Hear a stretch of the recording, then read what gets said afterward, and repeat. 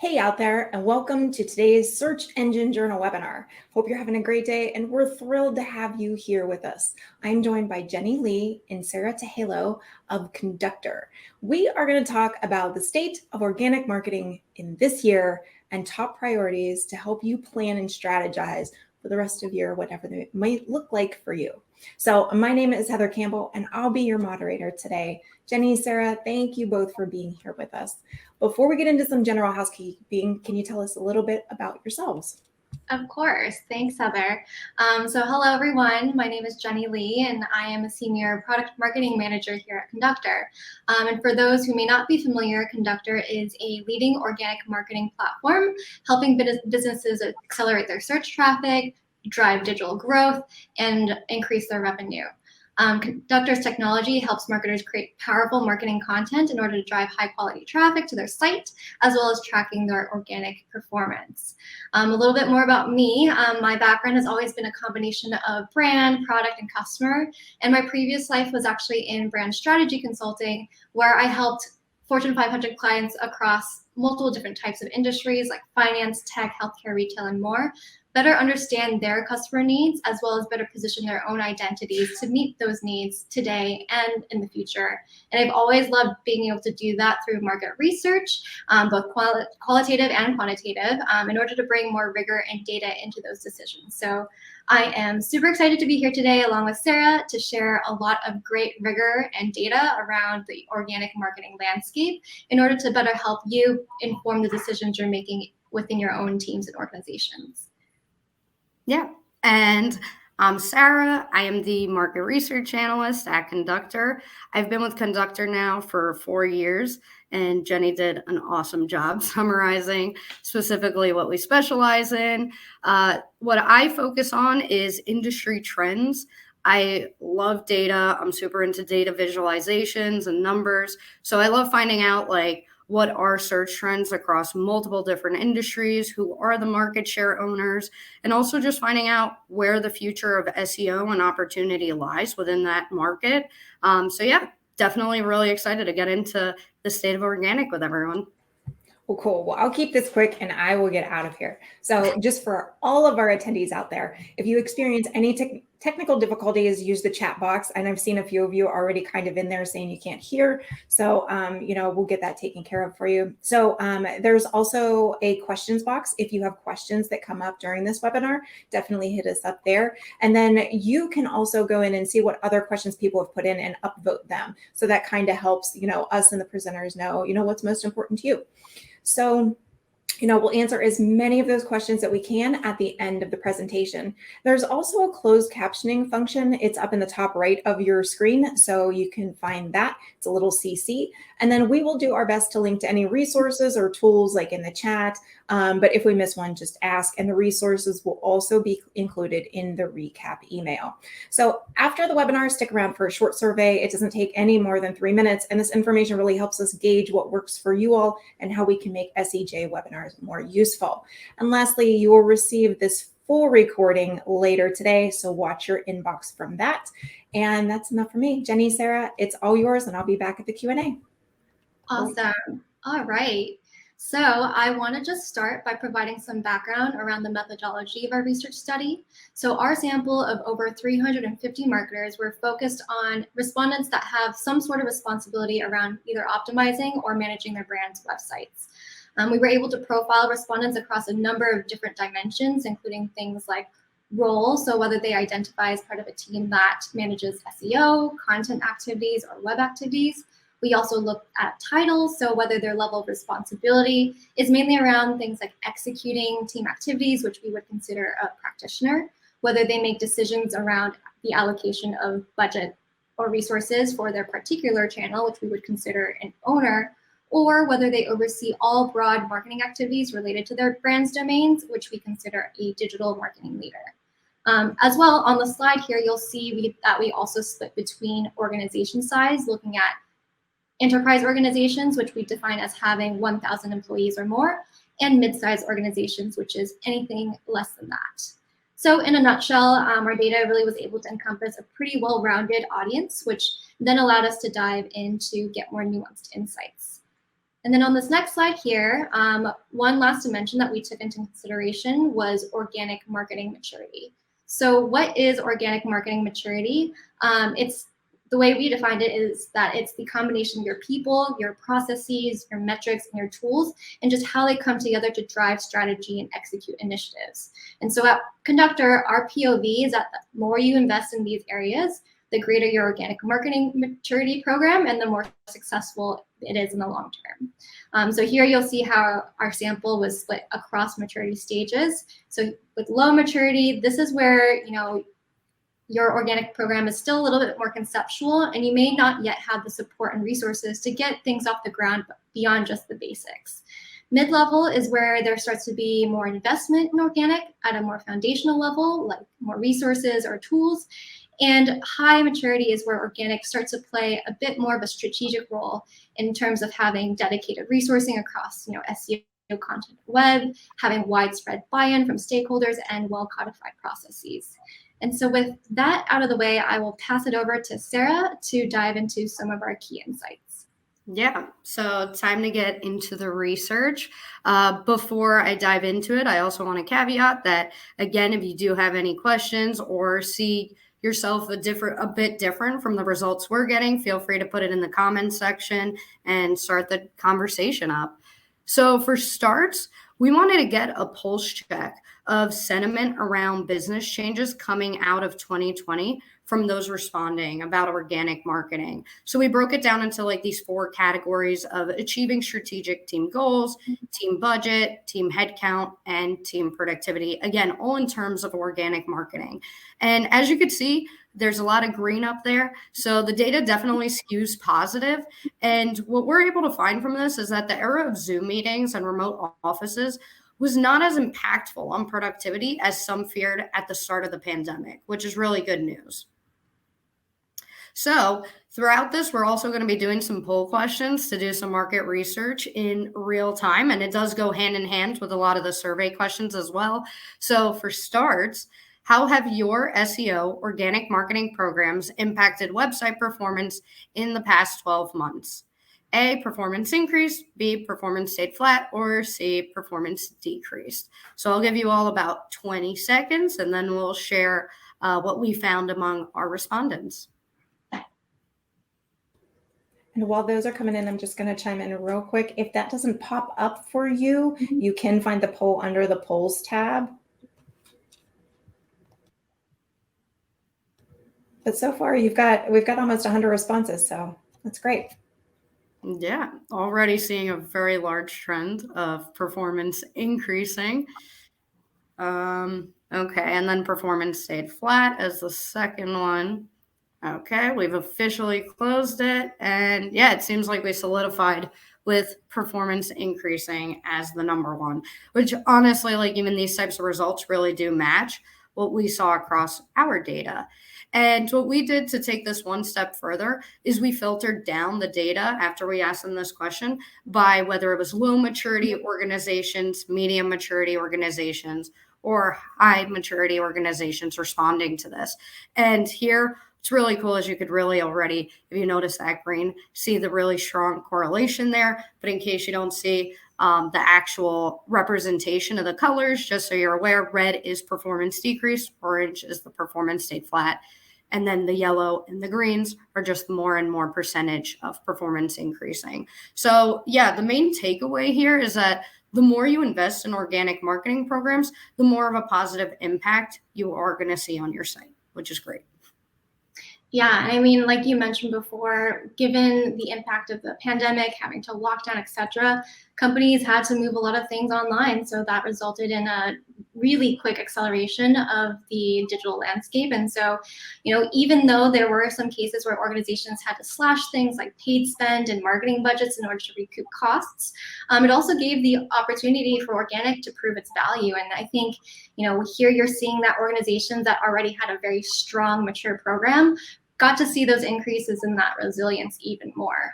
And given these results, the hope is also, I think this is a great first way to start. The hope is that decision makers will more and more start to better understand and acknowledge SEO as an untapped channel for driving revenue and brand awareness if they aren't already, and how important it is to integrate into the overall marketing strategy.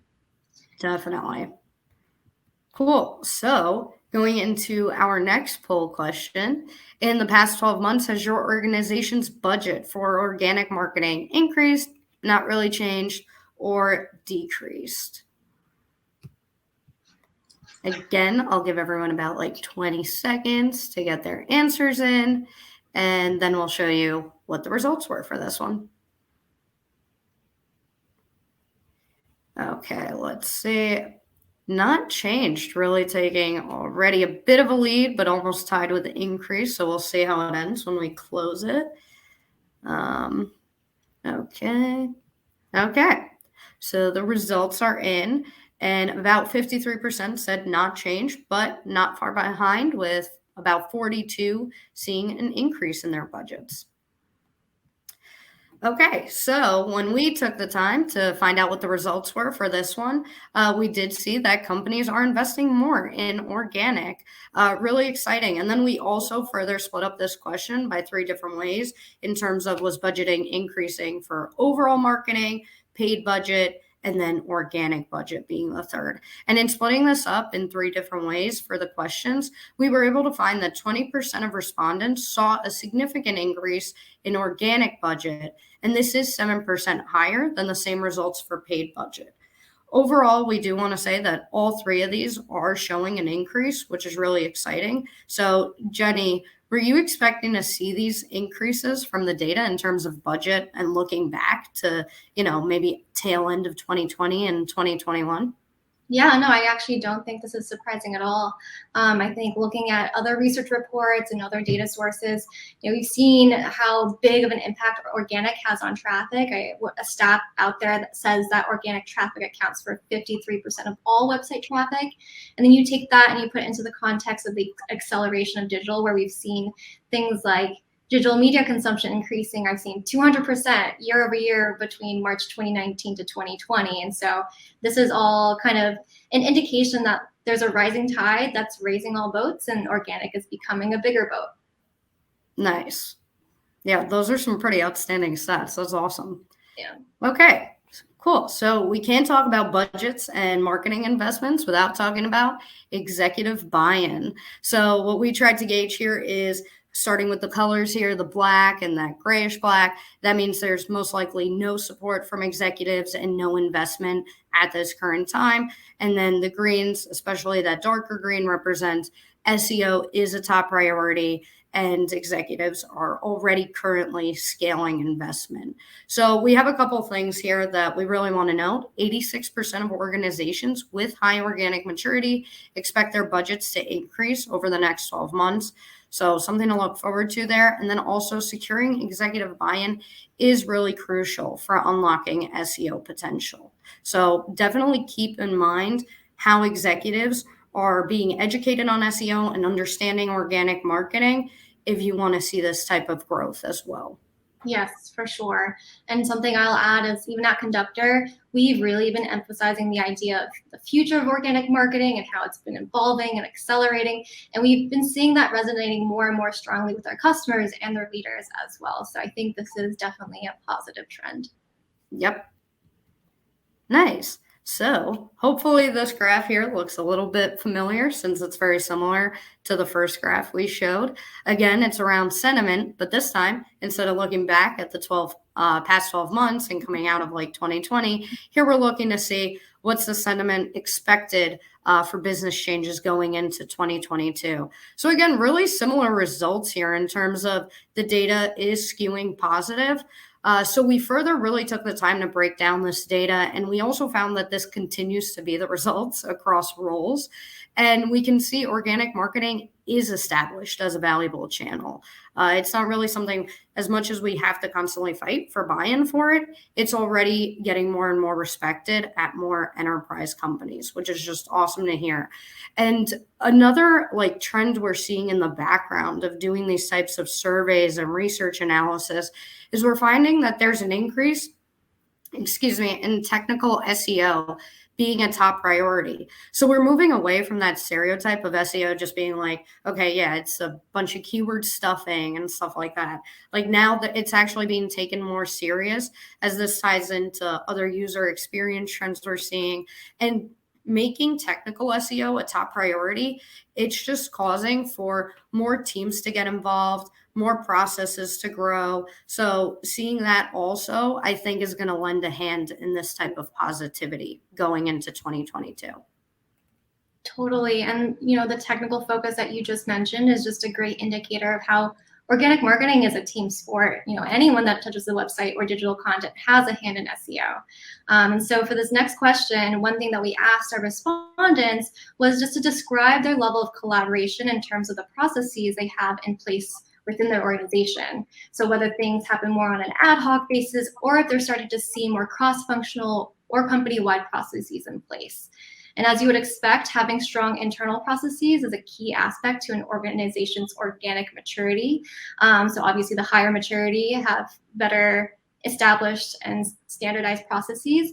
But I would actually wager to say for this specific question that the data might skew a little bit more positive than reality, mostly because of how someone might have interpreted what quote unquote company-wide processes means in the survey. But kind of just to step back at Conductor, what we believe that means and what we believe successful organic marketing requires is for teams to be aligned around customer needs all the way down to weekly sprint planning and content calendaring. So, in addition to collaboration, organic marketing is also about taking action. We've researched our own customers' results and found that one trait that separated the best performers from everyone else was around their agility. Companies that are able to move quickly and execute with quality, those are the ones that are consistently getting high results. So people can be collaborating, but if they have, let's say a legal review that takes 6 weeks, the process might be broken. If it takes you 8 weeks to update a meta tag, the process isn't working. And so from our survey, one question was around how long it takes the IT team to fulfill an SEO request. And responses we got ranged from at least 1 week all the way to over 4 weeks. So I think a takeaway for those on this call, probably, not revolutionary, but it's a good reminder to assess the different teams you need to be involved, the actions you and your teams are doing most often, and looking at how long it takes and making sure you're looking and finding the bottlenecks and finding small ways to get things done faster, which will create better results. Yeah, and I think something that could also help with that, definitely collaboration and agility, but also, again, making sure executives understand how long processes are taking and what those bottlenecks are is going to pay off, because then they can help you resolve maybe the issues that's taking things take so long. Okay, so speaking of processes, we also took the time to learn about collaboration, and specifically the level of collaboration with managing a brand's website by a bunch of different roles, as you could see listed there. Also want to call out that within the research, we even did a study on how different roles perceive each other and how they're working with the website. So definitely for even more stats around this, feel free to take a look at what's within the report itself. But from here, and what we can take away more importantly, is I think we're seeing this domino effect occurring of the more efforts being put into organic marketing, it's just going to then help increase the education on what is organic marketing. And then that's just going to lead to more collaboration with the site. So many of the topics we've been discussing really do go hand in hand. And I think the stat on the left there really encompasses this. So it's saying that other teams from low maturity organizations are collaborating with SEOs only 32% of the time. Whereas when we looked at high maturity organizations, that number is insanely different, and the collaboration is up to as high as 94%. So I think that just speaks volumes there to how important collaboration is. Mm-hmm. And if we dig into the graph a little bit more, it makes a lot of sense that teams like web, content, and social are more likely to be highly collaborative within the organic marketing field. But we see teams like PR and merchandising come in lower. But I would say even these teams have really valuable connections to organic that shouldn't be ignored. For example, when it comes to PR, there are so many opportunities for SEO to help optimize links and earned media, help inform a company's outreach strategy, and amplify content for the comms and brand teams that are creating articles and things like that. And then for merchandising, organic inputs are particularly useful for avoiding overselling, managing negative reviews, optimizing pages via schema markup, and even using Canonical to manage product variants. So just wanted to reiterate the fact that there are just so many opportunities for SEO to play a part across the organization, and it often just requires more education. And so, love to hear in the chat of those, who have like personal experiences with working with other teams. Let us know like which teams you find yourself collaborating with the most, or even the teams you wish you could work with more often. And then with that, moving from internal collaboration, we also considered how organizations may be engaging with external resources. So here we asked respondents to indicate whether their organic marketing program is driven mostly via outsourcing, mostly in-house, or an equal mix between the two, which are the bars that you see here. And then we looked at how their organic marketing programs impacted website performance. And so the data shows there are definitely upsides to having more in-house resources, which makes sense. An agency, for example, is just not going to have the same in-depth understanding of your business priorities, access to other teams and data, or incentives for your success as much as an in-house resource does. But I also think it's important to note that there's nothing inherently negative about outsourcing organic marketing team needs, especially when you take into account that marketing is something that continuously ebbs and flows, bandwidth, kind of goes up, goes down. And so how to balance your resources and your hiring to align with this fluctuating bandwidth is a tricky thing, especially in cases where the SEO team is often a team of one. So it's ultimately more about finding the right type of support and tools in order to empower and accelerate the work that you're doing. And then moving forward to that, to our last poll question, would be curious to know, when it comes to resourcing, are your organic marketing efforts primarily driven and executed on by your in-house team, led by in-house resources, but with third-party support, or outsourced to a third party, majority-wise? Let's give that a few seconds. Yeah, and like Jenny said, all three of these are definitely great solutions. You got to do what's best for your company, your team, your department, and where bandwidth is even needed to help out more. So outsourcing can really sometimes help with that, and having a mix of the two is really valuable as well. Yes. Seems like we're all ready. The results are in. Okay, cool. So 68% already driven and executed on by your in-house team, followed by a mix of both. So led by in-house resources, but with third-party support. Awesome. Yeah, great to see. I think outsourcing can look a little different depending on your needs as well. So from our data, we saw that lower maturity organizations tend to lean more towards your traditional agency support, while our high maturity audience over-indexed more on leveraging technology vendors, followed by consulting firms, which makes sense. They're typically a little bit more independent and hands-on, or when they do need external help, it's for more advanced, complex projects. And then speaking of SEO technology, we also wanted to see what marketers are using today.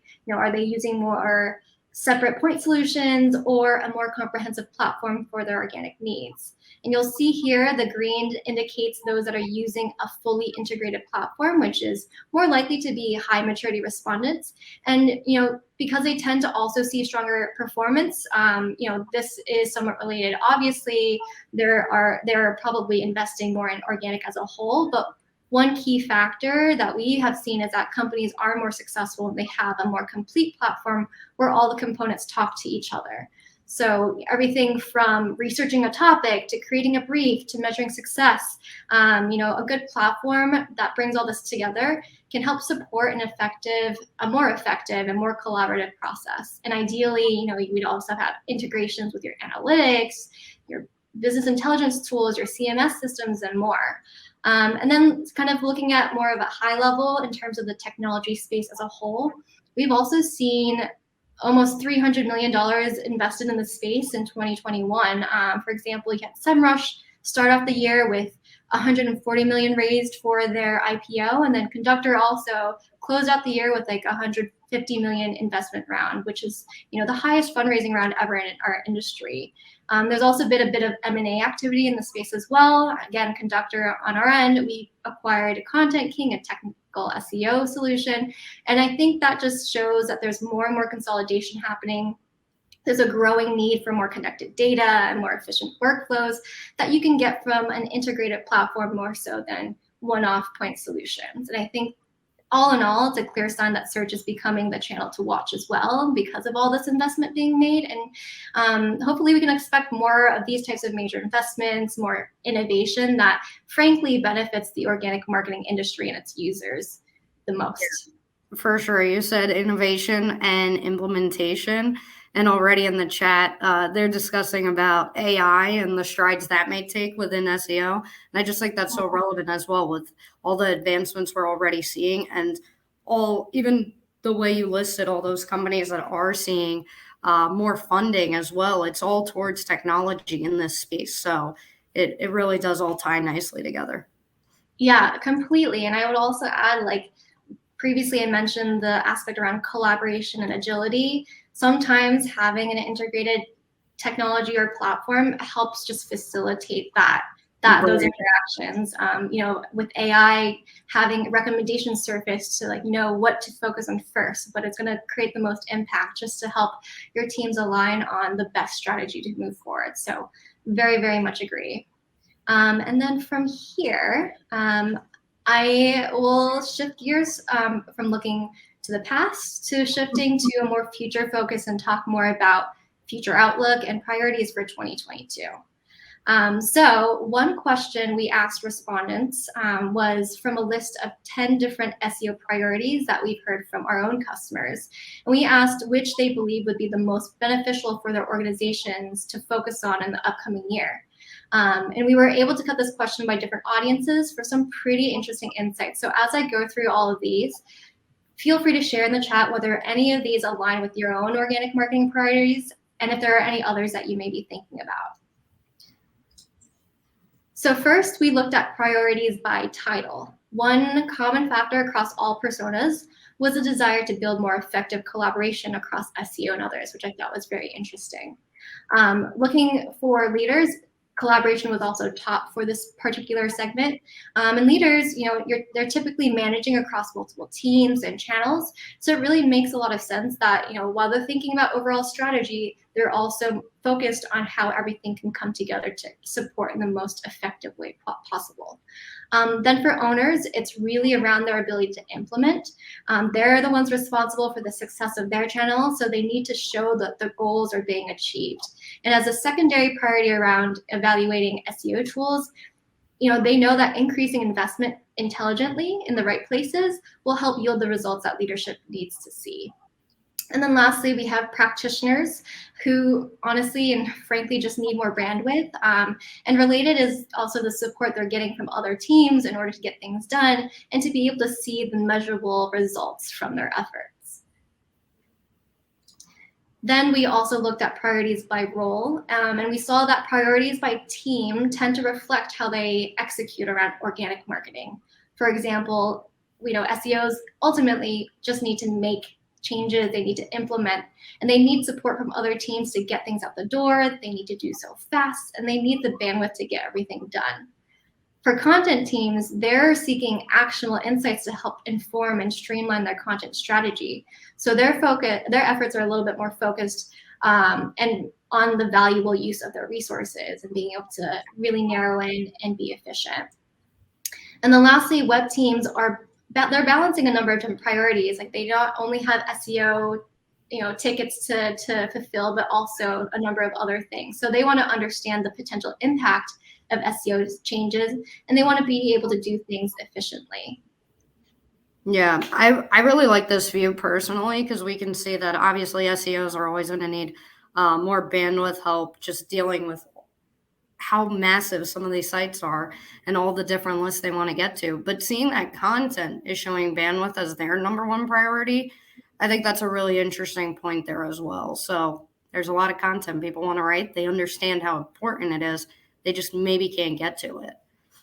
Yeah, and I think with content, there's a little bit of an issue of quantity and quality. Yeah. Yeah, so I think here it's like they are churning out so many pieces of content, and it is taking up a lot of bandwidth. And if it's not SEO optimized or like really like Right.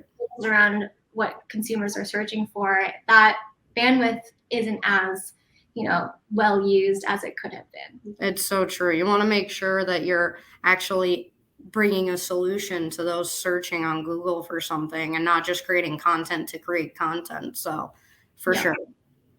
And now another way we also looked at this as well, not just by roles, but also by maturity level, and really similar trends again. Top priorities for high maturity organizations are around collaboration as well as implementation. And I think just seeing this common theme of collaboration ranking so high as a priority, especially from seeing in earlier slides, how important and valuable it is, I feel like it's just showing that the opportunity is even still there for these companies that are in high maturity. They are already investing a lot in SEO, and they still see that they could be collaborating and just building with more effective processes across departments and teams. And then before I move on, I also want to highlight that with low maturity, I also think we're moving in a really right direction, seeing what their number one priority is, and that is hiring more dedicated resources to drive SEO programs internally. And then I think, again, that's going to have that domino effect where then even more people get educated on it and more people will get involved. Okay, so we were really focused on SEO priorities, and now we zoomed out to see what are marketing priorities for 2022 and beyond. So for starts, we got digital advertising as the number one priority. And as our recent digital transformation report confirmed, digital advertising and UX investments are increasingly important in our web-focused world. And I highly recommend, if you have time, to go on the right there and look at the handouts. We have our digital transformation research there as well, in case you want to take a look. And it's really valuable because we were able to see how has search trends for digital transformation increased, where are the patterns we're seeing. We also saw this really big uptake in web migrations occurring in 2021, coming out of 2020. So that, again, goes hand in hand with the number two of user experience. We're already prioritizing of how we can make that experience better for the users, the customers, whoever it may be. And in further diving into that, we were able to find that it's really crucial for B2B SaaS searchers, not just B2C consumers, which may be where our mind goes, but we're seeing all these new like sub-industry buzzwords of, the fintechs, the insurtech, and they're a lot more B2B focused, and even, again, go hand in hand with the speeding up of automation that we're hoping to see. And then followed by that, we have content marketing, email marketing, and organic search, which all three of them really are an indicator that brands realize the importance of delivering value to their customer. So I really do think there's a common theme here between the five, and that is prioritizing the user experience more than anything. Okay, so that about wraps up our favorite highlights from our research that we were able to conduct on the state of organic marketing. Please feel free to download our report. If you have any questions, start putting them in the chat. You should get a pop-up there on the left with a link to it as well. In the meantime, I do want to share one of my favorite key takeaways, since a lot of these stats, what we're hoping are going to help you just get a better proof of the importance of organic, get more buy-in, and have more stats that you can rely on. So a personal favorite of mine is that 70% of organizations are expecting to see some type of increase in their organic marketing budget in 2022. So Jenny, do you have a personal favorite key takeaway? Yeah, for sure. For me, it was the insight where it shows at the last bullet here, it shows that improving collaboration, increasing the rate of implementation as the top priorities for marketers going forward. And personally, I just be really interested to see how those pain points get addressed in the future, whether it's going to be seeing, how companies shift the way they orient around the SEO function with like how they're organizing their teams internally, or which technology solutions come to the market in the next few years and come out with a new innovation that really helps solve some of our marketers' pain points. But yeah, I mean, with that, that kind of closes off the share out for today, and I'll pass it back to Heather to open up the Q&A. All right. That was great stuff. Thank you both for sharing all of that. I mean, that's a lot of really good insights. But what I love is that you all took the time to tell people how to use the insights, because a lot of people just, produce the reports. So let's get to some of the questions, because we definitely had a couple. And so if you guys have more, please put them in the Q&A. So let's see. First one is from William.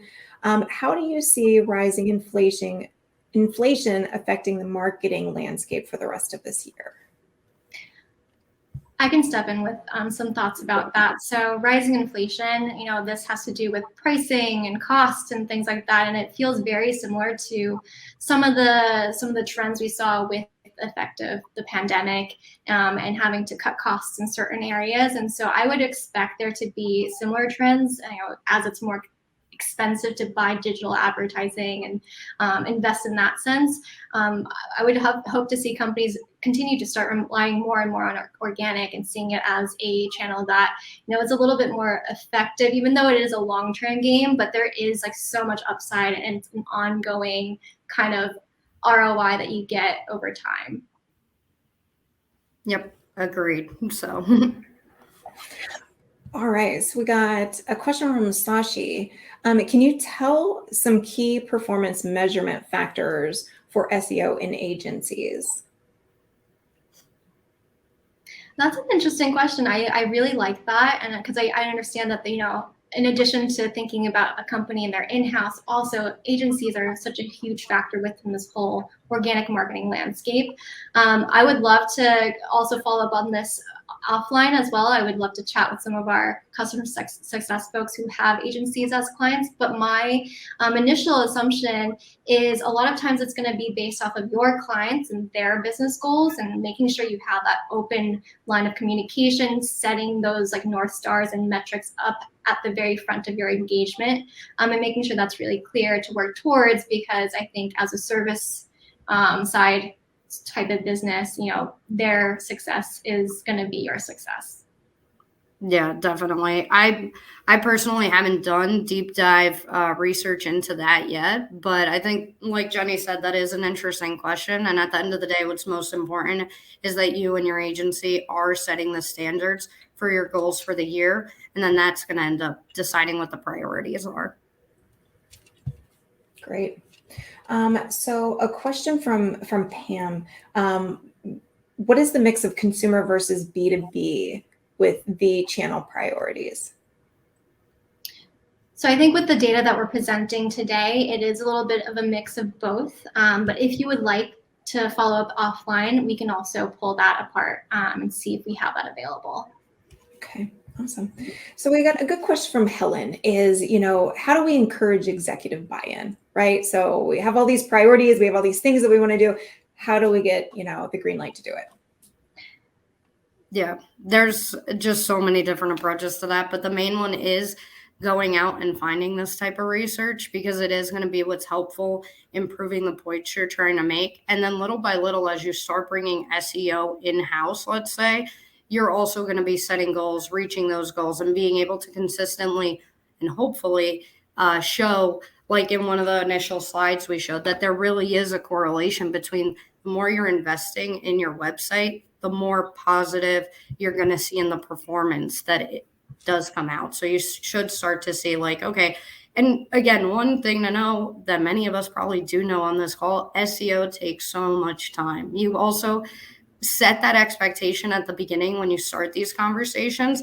They're not going to all of a sudden see an uptick in sessions to the site just because you started creating more content a couple months ago. It is going to take years, but using case studies to prove what you're trying to show, that's going to be the first step, in my opinion.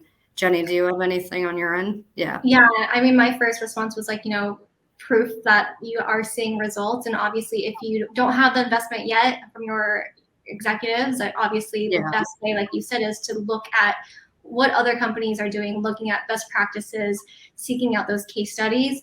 But additionally, another factor that I wanted to include is just thinking about how you are measuring your organic performance. I think that typically SEO can be really noisy when it comes to data. There's just so many disparate sources of data.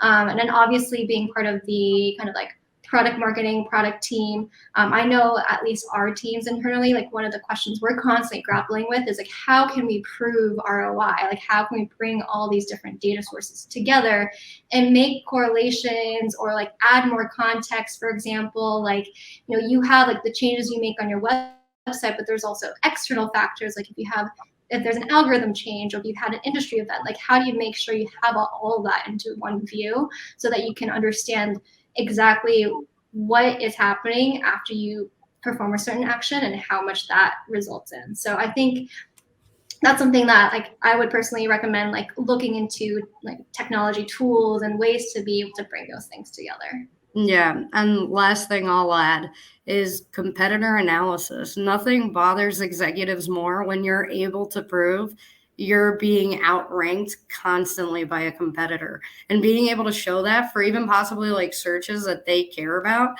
That's what's also going to help this conversation continue to move forward. Aside from all the different things we've been saying, setting those priorities, starting tracking, using survey and case study data, all those things. Also, start with some good competitive analysis. Great. Let's see.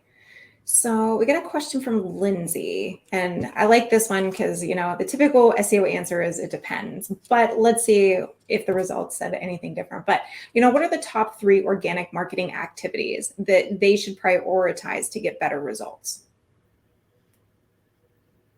Like you said, Heather, part of this is it depends, but I would love to give there's some structure around this. I think at Conductor we have this framework that we like to call PIE, P-I-E. So P is around protect, so making sure you're protecting your high traffic generating keywords. And one aspect of this really is making sure your technical SEO foundation is really solid.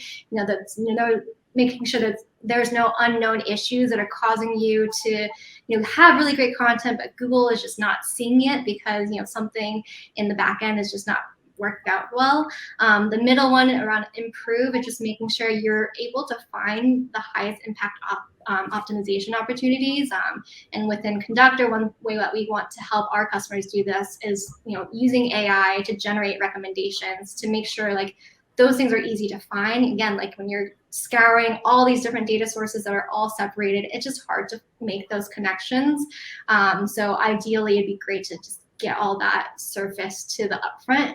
And the last one is around expanding. And so this is about creating new content, finding those new topic opportunities and things like that in order to make sure you're hitting on your customer needs and moving as quickly as those needs are changing. So that would be my answer. It's not necessarily 3 key small actions that you can do, but it's more so maybe framing the way you're creating your organic strategy and making sure you're covering on all these aspects. Yeah, and honestly, I was going to give a way more broad jumble of words answer, but PIE really does bring it down to the meat of it.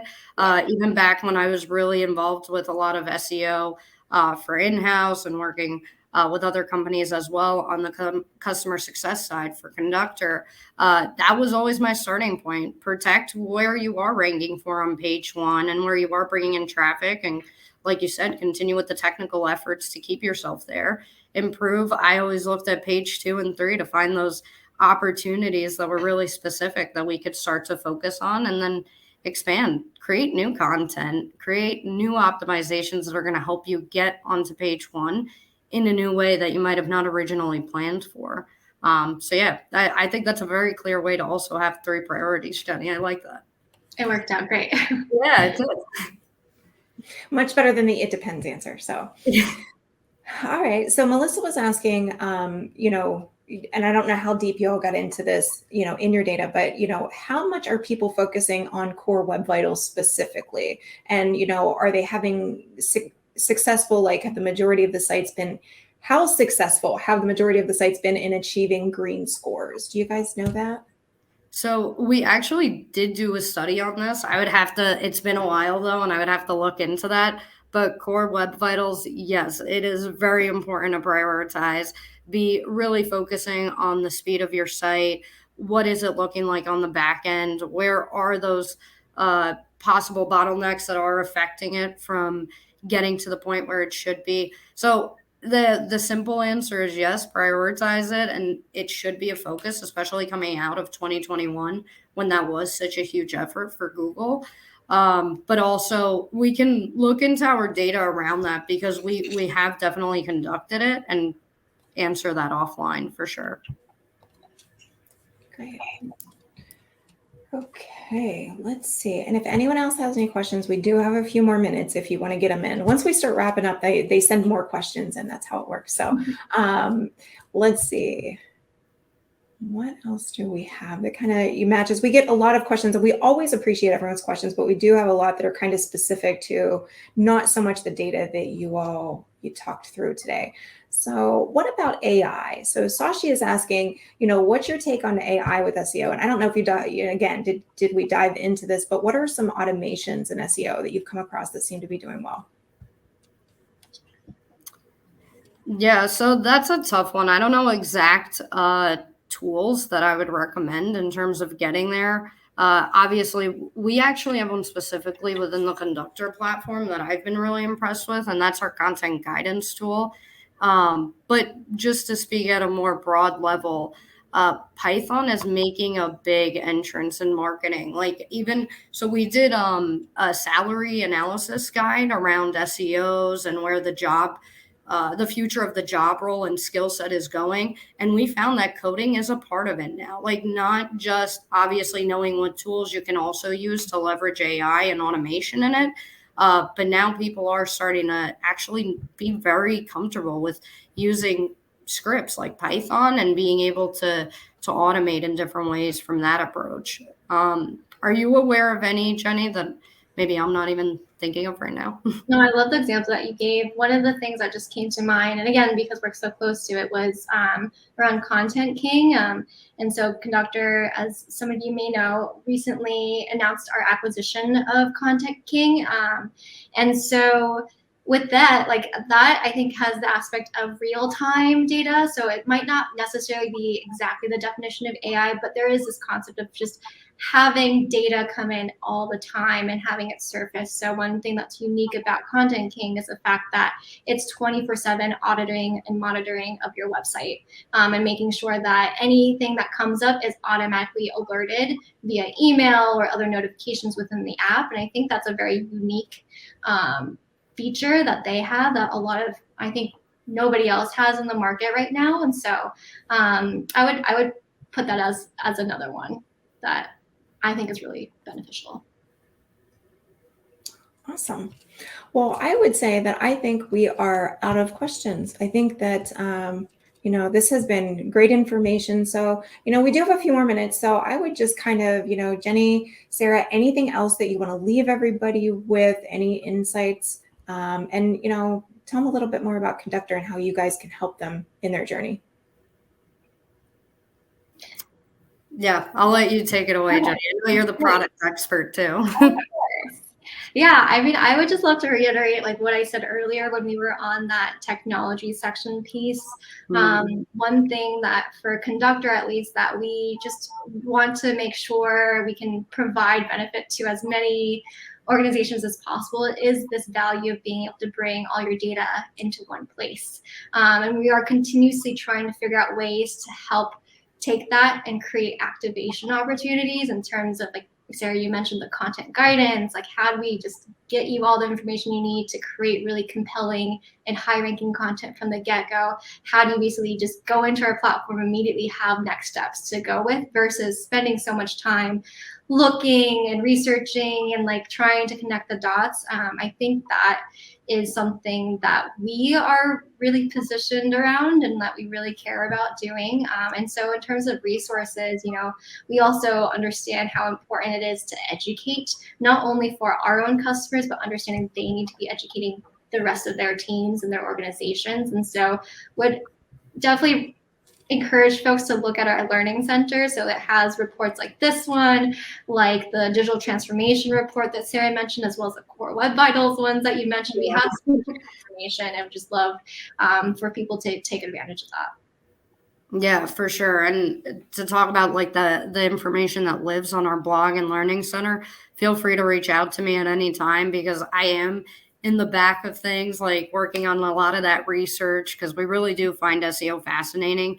and not just like how can we solve solutions for our customers, but also how can we bring this education and trends we're seeing to everyone in the market. And then personal plug here, but also something I use constantly is the Conductor Chrome extension. It's free, you could download it, and I've just been finding it really valuable as I jump through sites to do my own research. And again, that's not even from like an SEO manager perspective, like just doing own quick time, real time research. It's been really valuable of just getting an idea of how a site is doing, where I can see immediate opportunity improvements and stuff like that. So yeah, Awesome. So why don't you tell the people where to find you? definitely. Well, for me at least, definitely, and Jenny and I on LinkedIn. Any emailing, should we say, emailing any conductor alias as well. We do have a marketing alias that we could put in the chat if there is any specific questions that you do want to get to us. And yeah, feel free to follow us on LinkedIn. Yep. Perfect. All right. Well, this has been very insightful. I want to thank everybody who came and hung out with us today. Don't forget, there's going to be a short survey at the end for those of you who are still here. And, Sarah, Jenny, I just want to give you another big thank you. Thanks for being with us today and sharing your insights. Yeah, thank you so much. All right. Until next time. It was fun. It was fun. So thanks. Until next time, we'll see everybody next time. Definitely. Bye. Bye.